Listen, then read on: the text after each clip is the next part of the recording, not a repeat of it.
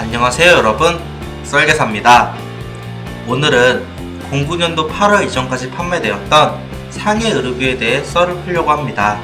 그럼 시작하도록 하겠습니다.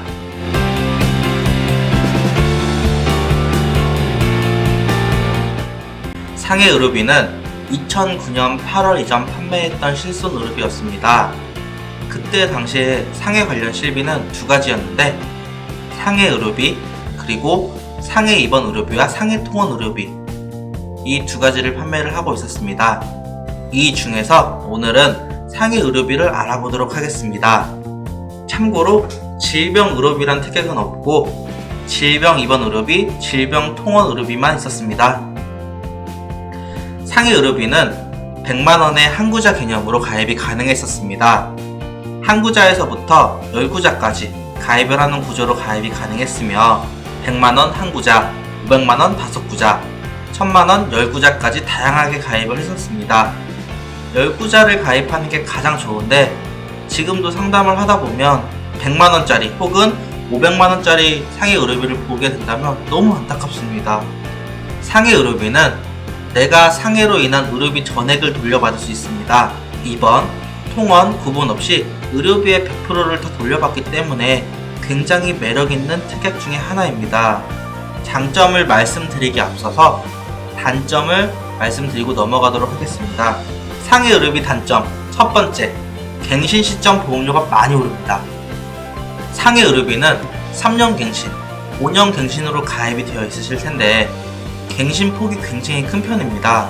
요새 저는 상해 의료비가 너무 큰 폭으로 올라 부담스럽다고 하소연하시는 고객분들의 전화들이 하루에 한두 건씩은 오더라고요. 3만원 내고 있었는데 5만원으로 변경됐다느니 9만원 내고 있었는데 11만원으로 올랐다더니 이런 연락을 받게 되면 솔직히 찜찜합니다. 요새는 유튜브나 녹색창에 상해 의료비를 검색하시면 잘 이용할 수 있는 방법들이 나와 있어서 워낙 많이 이용을 하시다 보니 손해율이 너무 높아 모르는 건 어쩔 수 없는 거긴 하지만 모르는 걸 보고 있자니 이거 착한 실비로 변경하는 게 옳은 걸까 라는 생각이 들 정도로 상해 의료비는 무섭게 갱신보험료가 오르고 있는 추세입니다.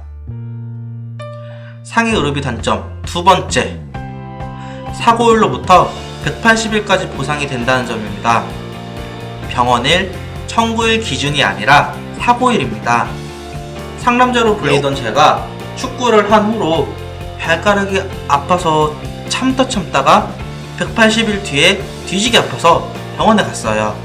가보니까 엄지발가락이 골절이 됐다는 거예요.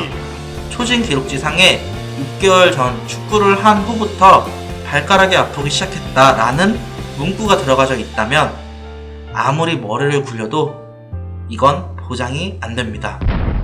병원 간 기준, 청구 기준으로 보는 게 아니라 사고가 난 날 기준으로 180일을 보장을 해준다는 점, 상해 의료비 가입자분들이나 설계사분들은 이 부분을 꼭 숙지하셔야 되세요. 상해 의료비 단점 세 번째, 한도가 너무 적다는 거예요. 1000만원 가입된 분들은 그나마 양반이죠. 100만원, 500만원 가입되어 있는 분들 보면 한숨부터 나옵니다. 너무 아쉬워요. 1000만원이 넘는 상해 치료가 많지는 않아서 1000만원 가입된 분들이 적은 편은 아니라고 할지언정 중증 화상에 대한 치료비는 1000만원은 기본적으로 넘어가는 경우가 많이 있는데 중증 화상 입으신 분이 상해 의료비 가입자분이다. 이러면 설계사 입장으로는 눈앞이 깜깜합니다. 이걸 보완하려고 상해 입원 의료비만 가입하시는 분들도 계세요. 주의해야 될 게 상해 통원비를 가입하면 안 되고 상해 입원비만 가입을 하는 거예요. 이 단점들을 보고도 뒤로 가기를 누르지 않으셨다면 장점을 들을 만한 준비가 되셨을 텐데, 오른쪽은 현재 판매되고 있는 실손의료비 약관입니다. 목발, 팔걸이 등의 보장은 제외된다고 나와 있죠. 왼쪽은 상해 의료비에 대한 약관인데 보장되지 않는 손해에 이런 문구가 없습니다. 그러니 목발, 휠체어, 견인기 등의 보조기구는 보장이 가능하다는 점이죠. 목발 새거 사서 쓰시고 집에 넣어놓고 휠체어 사서 쓰시다 보관하고 해도 충분히 상해 의료비로 커버가 가능하다는 점이에요. 상해 의료비 약관에는 의치에 대해서 보상이 안 된다는 문구가 있습니다. 이 문구는 내가 밥 먹다 돌을 씹어서 이빨이 부러졌는데 하필 임플란트 한 이야, 하필 크라운 한 이야. 그러면 임플란트, 크라운은 의치로 보기 때문에 상해 의료비에 해당이 안 된다는 문구를 나열한 거예요. 넘어지면서 혹은 밥 먹다 돌을 씹어서 이빨이 깨졌어, 이런 건 별말 없이 지급되세요. 이 문구를 보시고 혼동하시면 안 돼요. 또 크라운, 임플란트가 깨졌다 하더라도 받는 방법은 있어요. 이걸 전부 말씀드리긴 어려우니 힌트만 드리자면, 의치는 타일 부착이 가능한 인공적 대용물입니다. 타일 부착에 주목하시면 되세요. 여기까지. 나머지는 직접 알아보셔야 됩니다. 표준화 이후 실손 의료비는 어떤 형태로 어떤 목적이든 간 특실과 1인실 같은 상급 병실에 대해서는 보상이 50%밖에 안 한대세요. 무조건 상해 의료비만 특실과 1인실에 대한 상급 병실에 대해서 보장이 가능한데, 상해 의료비라도 다 되는 게 아니라 병실에 자리가 없어서 특실이나 1인실을 쓰는 경우엔 7일 한도로 의사가 격리를 요하는 전염병 혹은 절대 안정을 취해야 하는 상황이 오는 소견으로 상급 병실을 필요로 인해서 써야 되는 경우, 그 경우엔 180일 한도로 보장이 가능합니다. 상급 병실 차액 관련해서 고객분들이 검색 후 여쭈어 보시는 경우가 있는데, 이때 상해 의료비만 해당이 된다는 점을 꼭 말씀드리고 고객분들을 설득시켜야 해요. 안 그러면 고객의 신뢰를 잃는 경우가 종종 생기더라고요. 자신감 있게 말씀하세요. 이건 09년 8월 이전의 상해 의료비만 상급 병실에 대해 보상이 가능했었고, 표준화 이후의 실손 의료비에 대해서는 어떤 형태로든 간에 상급 병실은 보상이 안 됩니다. 다만 상급 병실과 일반 병실 차액의 50%만 10만원 한도로 보장이 가능합니다 라고 말씀을 하시면 됩니다. 또 사설 구급차 비용도 보상이 가능합니다. 이건 분쟁이 생길 수밖에 없는 건데, 표준화 이후 실손 의료비는 건강보험 적용을 받는 치료에 대해서만 보장이 가능하지만, 상해 의료비는 내가 실제로 부담한 의료비에 대해서 보장을 받는다고 나와 있습니다. 이 문구로 받아내는 방법은 있긴 있지만 이건 보험사와 투닥투닥 해야지 받을 수 있습니다.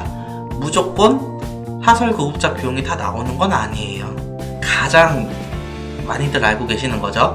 산재나 자동차 사고 같은 건강보험을 적용을 받지 않는 일반으로 찍히는 치료에 대해선 발생한 총 의료비의 50%가 보장이 가능합니다. 가장 많이 홍보되고 가장 많이 알고 있는 내용인 거예요. 다만 여기에서도 주의하셔야 되시는 게, 합의금에서 50%가 아니고 총 의료비의 50%입니다. 합의금 1000만원 받았으면 500만원을 받는 게 아니란 거예요.